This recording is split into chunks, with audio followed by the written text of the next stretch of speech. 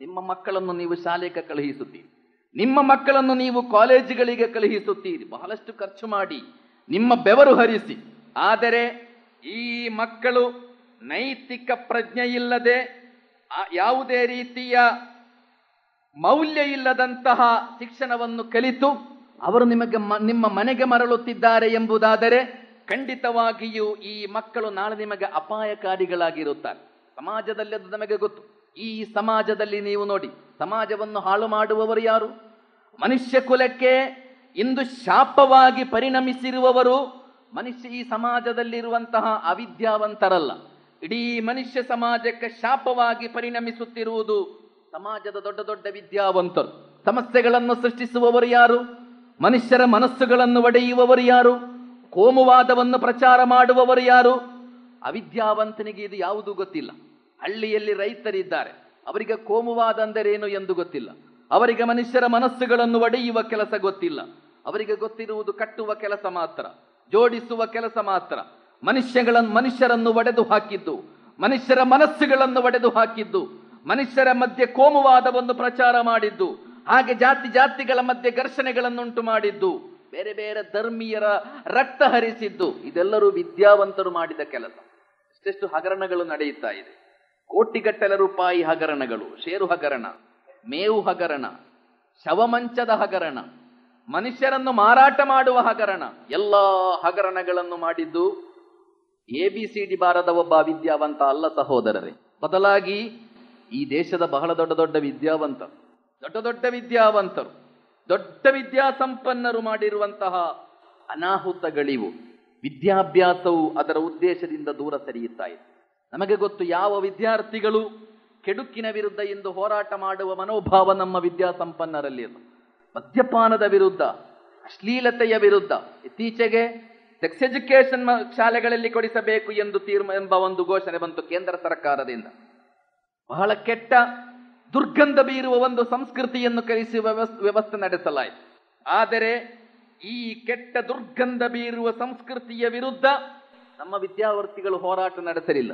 ಯಾವುದೋ ಕೆಲವು ಸಂಘಟನೆಗಳು, SIO ಕೆಲವು ವಿದ್ಯಾರ್ಥಿ ಸಂಘಟನೆಗಳು ಮತ್ತು ಕೆಲವು ವಿದ್ಯಾರ್ಥಿ ಸಂಘಟನೆಗಳು ಬಹಳ ದುರ್ಬಲವಾದ ಶಬ್ದದೊಂದಿಗೆ ಇವುಗಳನ್ನು ಪ್ರತಿಭಟಿಸಿತೆ ಹೊರತು ಯಾವುದೇ ದೊಡ್ಡ ವಿರುದ್ಧದ ಶಬ್ದವನ್ನು ನಮಗೆ ಕೇಳಲಿಕ್ಕೆ ಸಾಧ್ಯವಾಗಿಲ್ಲ.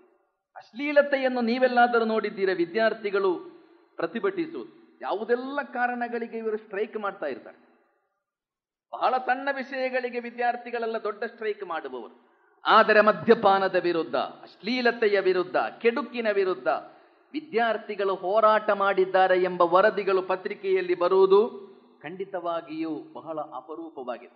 ಇದಕ್ಕೆಲ್ಲ ಕಾರಣ ಏನು ಎಂದು ಕೇಳಿದರೆ, ನಮ್ಮ ವಿದ್ಯಾಭ್ಯಾಸದ ಸಿಸ್ಟಮ್ ಅದು ಬಿಸ್ಮಿ ರಬ್ಬಿಕ ಎಂಬ ಆ ಮೂಲಭೂತವಾದ ಸಿದ್ಧಾಂತದಿಂದ ದೂರ ಸರಿಯಿದೆ.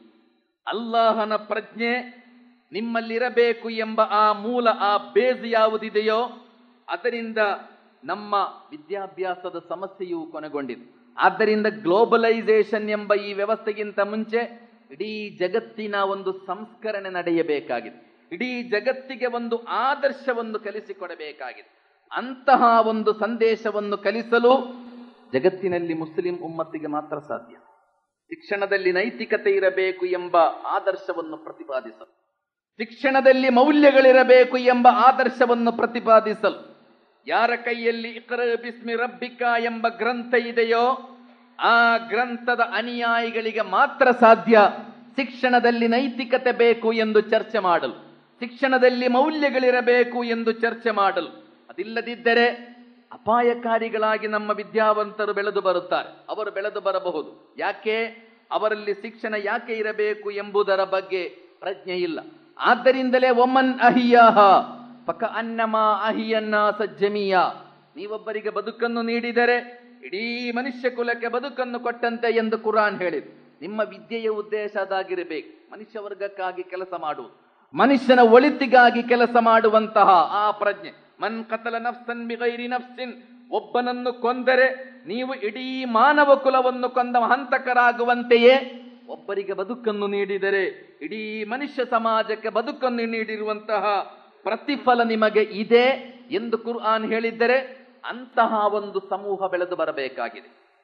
ಮನುಷ್ಯ ಸಮಾಜದ ಬಗ್ಗೆ ಆಲೋಚಿಸುವ, ಮನುಷ್ಯ ಸಮಾಜದ ಅಭಿವೃದ್ಧಿಯ ಬಗ್ಗೆ ಆಲೋಚಿಸುವ ಒಂದು ವರ್ಗ ಬೆಳೆದು ಬರಬೇಕಾದರೆ ಅದಕ್ಕಾಗಿ ನೈತಿಕ ಪ್ರಜ್ಞೆ ಇರುವಂತಹ ಒಂದು ವಿದ್ಯಾಭ್ಯಾಸದ ಸಿಸ್ಟಮ್ ನಮ್ಮಲ್ಲಿದ್ದು ಬೆಳೆದು ಬರಬೇಕು.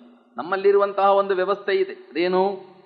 ಬುದ್ಧಿಗೆ ಯಾವುದೇ ಕೆಲಸ ಇಲ್ಲದ ಕೇವಲ ಕೇಳುವ ಮತ್ತು ಕಂಠಪಾಠುವ ಮಾಡುವ ವ್ಯವಸ್ಥೆ. ನಿಮ್ಮ ಮಕ್ಕಳು ಫಿಸಿಕ್ಸ್ ಕಲಿತಿದ್ದಾರೆ ಅಂತ ಹೇಳಿದ್ರೇನು? ನಿಮ್ಮ ಮಕ್ಕಳು ಕೆಮಿಸ್ಟ್ರಿ ಕಲಿತಿದ್ದಾರೆ ಅಂತ ಹೇಳಿದ್ರೆ ಏನದರ ಅರ್ಥ?